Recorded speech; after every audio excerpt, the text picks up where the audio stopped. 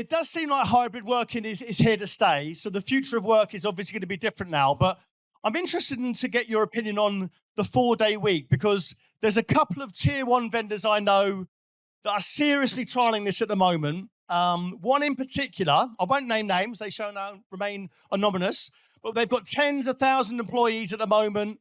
They're rolling this out and they're going to have it across their global workforce, that they are going to go to a 4-day week. And I'm interested to see what the panel think about this. Now, do they believe it's driven from the well-being of their staff, or actually is it driven by a financial benefit, i.e. people won't be off sick, or actually retention of candidates? Because I'm hearing a lot of people at the moment thinking it's around, actually, I'm attracting candidates to companies now, actually I'm saying I'm doing a 4-day week.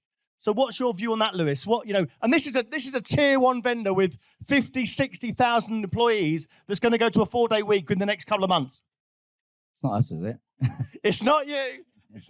It's not you, but it will be announced soon. So where's my boss? You still got to work, Lewis. 5 days. Mark won't like that. I tell you what we did, right? In the heart of the pandemic, actually before the pandemic, we do Wellness Fridays, and they're amazing, right? So what a Wellness Friday is every second Friday of the month, we give our people the chance to do some wellness, get away from your workspace, be at home, be with your family, do some activities. And that's really helped us. And right in the middle of the pandemic, last summer, Antonio gave us 6 extra days holiday. So instead of having a half-day wellness Friday, every month, second Friday, we had off. So extra 6 days over 3 months. So that was quite cool. That's great. So if I'm a partner and I call you on one of those wellness days, what happens? Because I'm sort of thinking you can't get hold of them. You can't get hold of Lewis on those days. But what happens with those days? Say my account manager is off, he's on a wellness day, and I'm thinking I really need his help on this Friday. Yeah. What happens? Well, I think we're all conscious people, right? So I know my team will be, they pick up the phone. Pick up the phone when it's not. I was with one of the team at the weekend, actually. They picked up the phone on a Saturday because the partner had an issue, right? And we know that partners do that with their customers. So, yeah, you could find that person's out of the country or whatever, but I think we're very conscious of it, and we will respond. And our service delivery organisation, we have coverage, right? It's not that there's no cover at all. What's your view on this? Because I won't say about people doing yoga and whatever it could be, but if people are having wellness days and thinking, I can't get hold of my account manager, what actually happens? Look, I mean, like Lewis said, we're all human and everybody's kind of adapting to this new way of working. Nobody's sitting at their desk 9 to 5 anymore. And like Lewis said, if a customer or partner calls me on a Wellness Friday, I'll answer the call, but we're kind of already adapting ways to make sure that they're aware that we're not around that day. And they're very respectful of that. A lot of partners are now kind of, encouraging their employees to take time out. And I think it's really important. So, I'll still answer the phone.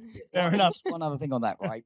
We have some of our partners, if we're doing an activity, they want to join us on our wellness. So they book meetings, and I won't joke about it. We played a round of golf, and there was a couple of partners that wanted to join us, really? Right? And they had to take holiday, by the way, but they joined us. And because you've got, most of your family are working, right? Or kids are at school, all that sort of stuff. HPE doesn't lose that connection with the workforce. They're with you on your wellness. So you actually get lots of stuff done because you're with those people that you'd work with. Fair enough. Now, from a partner, Jody, are you suddenly going to go to a 4-day week and let them play golf with a vendor? I thought you were that partner, Jody. Yeah, I know what they do. If we give them Friday off, I know they'd be out on a Thursday and they'd never make it in a Friday, smashed out their heads. It literally means there's no wellness; it's just more hangovers. But I think the challenge is sometimes when you do need something done via a vendor or you need their assistance and help, and then trying to explain that to a customer. Sorry, I can't get hold of them. They're globally on a wellness day and they've got some issue with the data center or they need something being done. Then that's massively challenging to then just tell them that. So they're like, well, can't you just sort it out? And it's like, well, no, because I can't get hold of anyone. What do you mean anyone? Yep, the whole sales team's off. So for us, when it's customer facing, there's an expectation around availability and being there to be able to sort and resolve any issues. So yeah, it doesn't help us, put it that way. Does the panel think more organisations will go to a 4-day week? I know I've done if your companies are going to do that, but other companies in the channel, vendors are seem to sort of looking at that. You mentioned for retention. I think that's why a lot of people do it for retention, because as you know, Mark, recruiting people is an expensive process, right? So, a lot of things use that as an additional. Yeah, there's other things as well, like, can you do some volunteering? Yeah, we do volunteering days. We take a Friday to do that if we were going to do it, and we do that a couple of times a year. So that's really also good for giving something back as well, Mark. Now, a real hot topic in the IT channel at the moment is around mental health. We've all seen a massive rise in mental health issues within the IT channel. Now, I'm more interested in finding out what the panel think about how to tell the difference between if people have got genuine issues or they're using it as potentially an excuse for underperformance or laziness. And I'm going to give an example. There was a top 10 partner, top 20 partner actually, wouldn't be difficult to find out who it was, who had a team of 12 customer services or customer success people. Within the last year, one of those candidates or employees went off ill with anxiety, got signed off work for a month. Within 1 month, 5 additional employees within that team got signed off with work from a variety of reasons, whether it was mental health, depression, addiction issues, or whatever it was. And I was wanting to know from the panel, how do we strike a balance between supporting employees who have serious issues like that and identifying the people who are potentially abusing the system? Haf, I'll come to you with that one. Difficult one to answer. That is a big question. But look, I think one of the most important things when it comes to this topic is the fact that we have things like Wellness Fridays and I guess different kind of people to go and talk to. So we know who are the mental health first aiders, simple things like the other week we had like a walk and talk in one afternoon, just to check in with your colleagues. We're all human, see how people are doing. And I think the best way to really understand that is to just be human, ask people, are they okay? And that's the best way to understand really if someone is, struggling or not. Yeah. Lewis, I obviously get the people. That deserves a round of applause, Have. That's such a good answer. I don't think I can even beat that. But what about, Lewis, the people that, obviously we are helping people with genuine issues. What about the people, identifying the people that are potentially abusing the system? They may be getting underperformance. They're using it as, I don't know, obviously everyone can abuse the system. How do we actually deal with that?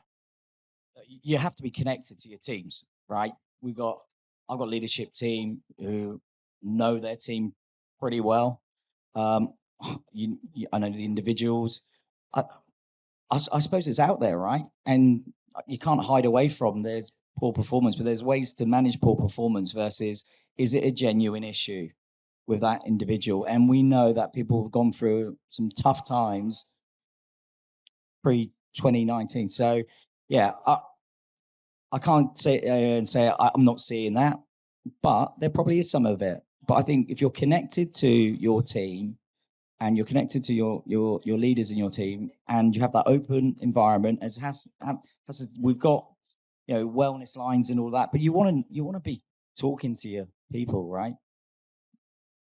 Jody, as a view from the partner community, there's lots of partners out here maybe thinking, I might have challenges with people within their own organisation with mental health issues, some almost abusing the system as well. How would you advise them to be able to deal with that or even identify it in their own organisation? I don't think any of these concepts are new things. People that have mental health, not challenges, it's not a new thing that's suddenly come out of a pandemic where suddenly it's this big, bad new issue. It's been something I think that has been, it's not a new thing. And I think if you've got the culture to support that, and that runs throughout the business from top down and making sure, you do lots of different ways of being able to deal with it. And that should be a consistent point of culture. If 2 people take time off and then another 5 do, it's probably they don't want to be there, right? Yeah, you probably need to get them a new job, Mark. But you know what I mean? It's probably more about that than people scamming it, right? So yeah. I do think, though, also, just to Lewis's point, it's about that kind of openness and transparency. So you would almost hope that that person kind of had the courage and the space to be able to speak up, to say, actually, maybe I am underperforming and I need some more support, or actually, I'm not well and I need some time out. So, yeah. Good answer. Now, this isn't going to be popular with you, Lewis, because supply chain issues in the IT channel, shortages, problems with manufacturing, problems with frustrated partners out there who can't get stock, credit lines, unable to get stock. Now, you must be getting a lot of complaints from the partner community, Emma. How are you dealing with that? I could get up and walk away, can I really? Is that what I should do? No. Listen. You can't. Yeah, we've got 10 minutes left, Lewis. It's tough, isn't it, right? We're all looking for supply, right? We're looking for supply. I said this to George, a worldwide leader in a channel, will be up here in a minute, right? You might have an electric toothbrush at home, Mark, right? That's got a component in there that's a resistor or some sort. It might be like 13 cents or whatever, 12p. That resistor, everybody wants it. It could be in a server, right? So what we got to do is we've got to be more transparent, though. Yeah, there's been lots of things that have gone on outside of our control with some of the macroeconomics, some of the toughness with COVID, and we can't use that as an excuse. We've got to get better, robust systems. We've got to get dual supply of componentry as well. I think it's getting better. It'll be interesting to see what people think out there, but I think it is getting better with supply. And, we're not going to shy away from it. We're going to be really open and upfront. And, we're going to make sure that, and we're doing this already, right? We've changed some processes. Some of our processes are like 20 years old, right? It's all right when there's product available, but telling a partner or a customer that we're not going to ship 5 days before, we're supposed to, and you've got to cancel an engineer. We've changed some processes around that to make it more robust and actually to be more consistent with, what our partners expect, right? And how are you finding it? You're obviously managing partners on a day-to-day basis. Maybe they're airing their frustrations at yourself. How do you manage that? How do you manage their expectations? Yeah, so I think we're lucky in that we've got kind of lots of different ways that we can potentially help with this challenge. So working for kind of HPE Financial Services, a big part of what we do is all around sustainability and the circular economy. And that's something that we can really kind of work to kind of mitigate that risk around supply chain. How can we help customers to procure in a bit more of a sustainable way? How can we help them to potentially order more upfront so they're not waiting as long for when they need the kit on site? Or even, how can we help them with our certified pre-owned kit that's ready to send off our factory shelves, which has kind of the official warranty from our tech renewal centres. These are all things that, we're talking to customers about on a daily basis, and really helping to kind of solve some of those big challenges around supply chain, really.